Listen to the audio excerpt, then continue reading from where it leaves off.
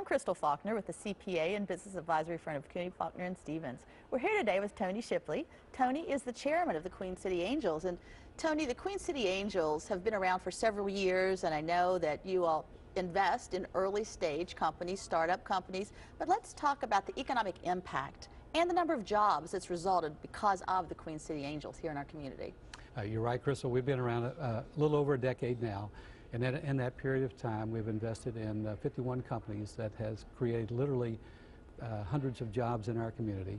The total economic impact of those that we've invested in those companies, it's $30 million roughly of our own money. That's been supplemented with about $60 million of direct co-investment money.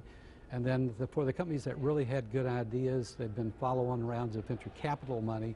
So the total impact economically has been about $180 million that's been invested in these companies. And Tony, I know you are individually a very successful entrepreneur who started a company and then ultimately sold it. And so your passion around this entrepreneurship and around creating wealth for others is pretty contagious.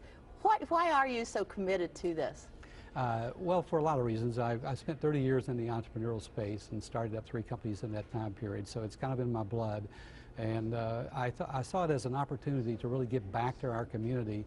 As I sold the last company and thinking about what to do next, it became obvious to me that there was a funding gap to help small companies get started in our community. And by virtue of that need, we set up the Queen City Angels to become an organized group of investors in the local community. And then on a personal basis, it's important because I've got 2 young adult kids, and one has his own business and the other is working one of our startups. So I think it's pretty important to provide those kinds of job opportunities in our community for the next generation of kids. Absolutely, especially in this day and time when so many people don't have the opportunities. Many people have lost their jobs, can't find a job, especially young people. And so our whole country, in my heart, was built on this whole spirit of entrepreneurship and innovation. And so what you're doing is fabulous. Let's talk about what's next for the Queen City Angels. Well, we want to continue to be involved heavily in developing the region from a business startup standpoint and assisting early stage companies. We are interested in continuing to expand the growth of our group.